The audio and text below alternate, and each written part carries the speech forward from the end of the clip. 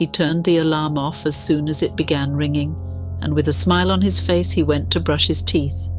While bathing, he felt an unusual silence.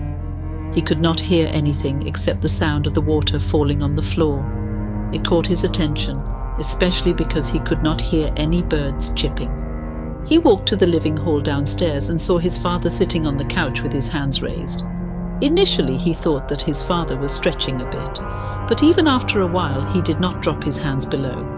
It started to get weirder, so he asked his father about his hands being raised, but his father did not respond to him. He seemed too fixated on his breathing, so he did not ask him many questions and thought it was a prank.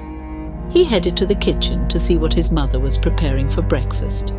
He saw his mother preparing breakfast with her left hand holding the vessel's handle and the right hand holding onto a spoon to stir and cook the vegetables in the vessel. He began talking to his mother to know if she was feeling all right, as he remembered his mother being sad the previous night. His mother did not respond, but instead turned her gaze toward him and smiled. Ethan's thoughts were conquered by hunger as his stomach started growling. He asked her how long would it take for the breakfast to be ready. On hearing that, his mother picked up a fruit, washed it, and handed it to him. He took the fruit from his mother's right hand. He noticed that her left hand was raised in the air. As soon as he got the fruit from his mother's right hand, she raised her right hand as well. Ethan laughed and asked, "What kind of a prank is this?" His mother did not talk. She continued to cook. Ethan laughed and asked, "What is the purpose of this prank?"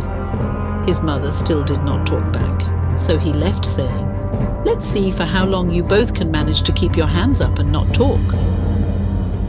On his way to the dining table, he saw his father with his hands raised and threw the fruit towards him, asking him to catch it.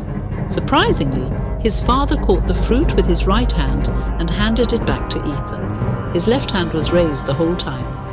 Ethan laughed and said, "This year's award for the best prankster parents goes to Mr. and Mrs. Solman." Ethan clapped his hands and cheered. Surprisingly, his parents did not break from their act. He became curious about their actions. For a moment he wondered if it indeed was a prank. Ethan was amazed at his father's reflexes as he sat at the dining table to eat the fruit. After eating, he went to the living room and watched his father's dedication towards a prank. He maintained silence and was waiting for his father to break his act. Deciding to test his father's dedication, he thought if he left the house and entered quietly without making any noise, he could fool his father and catch him red-handed.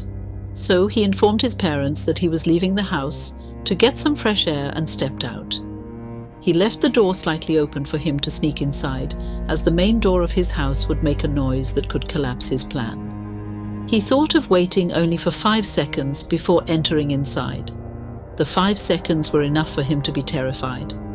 The 5 seconds made him realize that his parents were not involved in a prank. The 5 seconds caused a lot of confusion in his mind. The 5 seconds made his heart pump faster in fear. He did not understand what was happening to his parents, as he saw people walking on the street, carrying on with their normal activities with their hands raised. He stepped inside the house to the living room. His mother came out of the kitchen and straight to the dining table and began arranging their breakfast. Ethan noticed that when his mother had something in her hand, she was walking normally, but while walking back empty-handed, she walked with her hands raised. He could not possibly understand why his parents and his neighbors were raising their hands when they did not use their hands for any purpose.